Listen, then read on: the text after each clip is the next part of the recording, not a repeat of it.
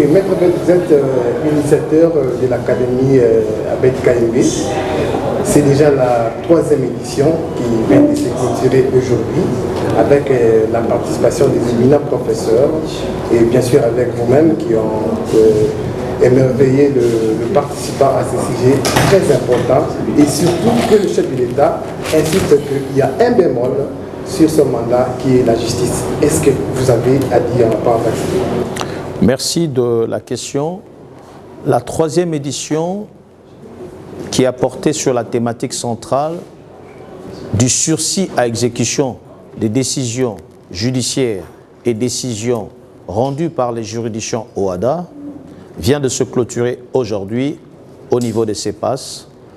Et cette 3e édition fait suite à 2 premières éditions qui ont été axées sur l'exécution des décisions judiciaires ou des titres exécutoires. Comme vous le savez, le chef de l'État, dans son adresse, a fustigé un point sur son bilan qui est globalement positif. Il a dit si on devait retenir quelques bémols, c'est le secteur de la justice. Nous avons entendu ce cri de cœur et au niveau de la Fondation, nous y avons réfléchi avec tous les organisateurs pour mettre sur pied cette 3e édition axée sur le sursis à exécution. Le but, c'est quoi? Permettre aux justiciables qui nous suivent, aux citoyens lambda, aux praticiens de droit, aux professionnels de justice et de commerce, de sortir dans leur classeur, dans leur tiroir, toutes les décisions de justice qui leur font grief, des décisions illégales, des décisions manifestement dolosives, et de pouvoir l'attaquer et l'anéantir. Et pour ceux qui en sont déjà victimes des exécutions frauduleuses, nous leur avons donné des mécanismes légaux afin de pouvoir initier des actions en annulation des exécutions obtenues frauduleusement. C'était cela l'intérêt et comme vous l'avez souligné, les intervenants ont défilé. On a parlé successivement sur le sursis à exécution sur pied de l'article 140 de la loi organique du 11 avril 2013 qui a son 2 volets, le sursis à exécution mais aussi l'annulation de l'exécution d'une décision mal exécutée. Et donc, nous avons parlé également de défense à exécution en droit OHADA et en droit interne. Nous avons parlé du sursis à exécution sur pied de l'article 49 devant le juge d'urgence et nous avons fait l'étude comparative entre la tierce opposition avec requête suspensive devant la CCJA et la tierce opposition avec requête de suspension devant nos cours et tribunaux. C'était ça le menu de ce jour et nous attendons vraiment de tous les participants des actions judiciaires d'éclat avec la couverture médiatique afin de redorer l'image de la justice et de faire rentrer chacun en ce qui le concerne dans ses droits sacro-saints. Déjà la 3e édition, il y a chaque édition, il y a plusieurs participants et pas les moindres. Vous avez quoi à leur dire présentement? Je crois qu'ils vous suivent présentement à ceux-mêmes-là qui n'ont pas eu le temps peut-être de passer ou d'assister à cette formation.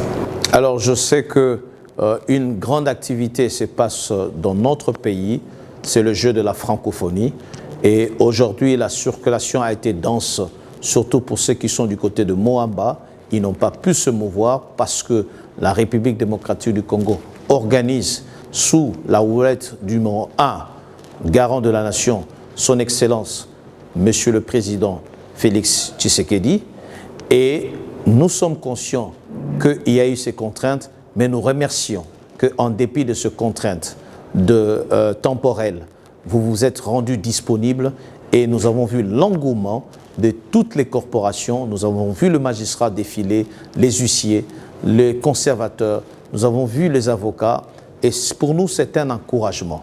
Nous avons vu les sociétés d'entreprise avec leurs juristes d'État et juristes qui défendent les intérêts de sociétés privées. Pour nous c'est un message d'encouragement.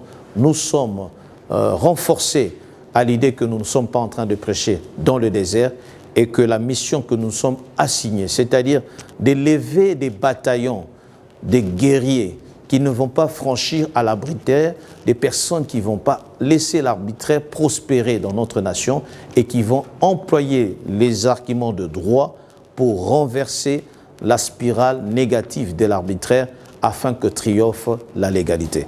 Et donc c'est ça notre engagement, levé ici présent au sein de la Fondation Académie Abed Kayembe, des soldats de la légalité, de combattants de la légalité, et ce dans nos différents ministères, magistrats, huissiers, conservateurs, noteurs, avocats, huissiers, greffiers, et tous les juristes. Nous sommes des vrais bataillons, que nous voulons mobiliser de vrais bataillons de droit afin de vaincre l'arbitraire et de faire ce que disait déjà en son temps Salomon, une justice qui élève une nation. Vous formez des juristes. D'emblée, qu'est-ce que vous avez à dire ou à demander au gouvernement en général et aussi en particulier à votre ministère de tutelle? Notre ministère de tutelle direct, c'est la ministre d'État, ministre de la Justice et garde-sceaux. S'il y a un message à lui adresser, c'est de nous apporter son concours logistique. Logistique afin que ce que nous faisons ici ne reste pas seulement à Kinshasa, mais que nous puissions naviguer dans toutes les provinces pour assurer le renforcement de capacités. Ils peuvent être rassurés que le bénévolat va nous caractériser si et seulement si on nous permet, avec le moyen logistique, de se déplacer, d'être logés. Nous ferons ce travail par amour de notre patrie. Et cela vaut également au chef de l'État, qui est magistrat suprême. Il peut être rassuré de notre contribution, détermination à faire clore la justice.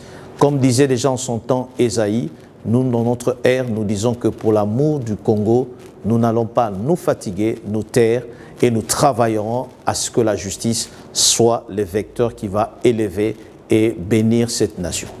C'est déjà la clôture de la 3e édition. Qu'est-ce que vous pouvez dire pour la production de la 4e édition? Alors, comme vous le savez, nous organisons de manière bimensuelle et nous allons réfléchir. Et déjà, une idée nous a été soufflée par quelques participants.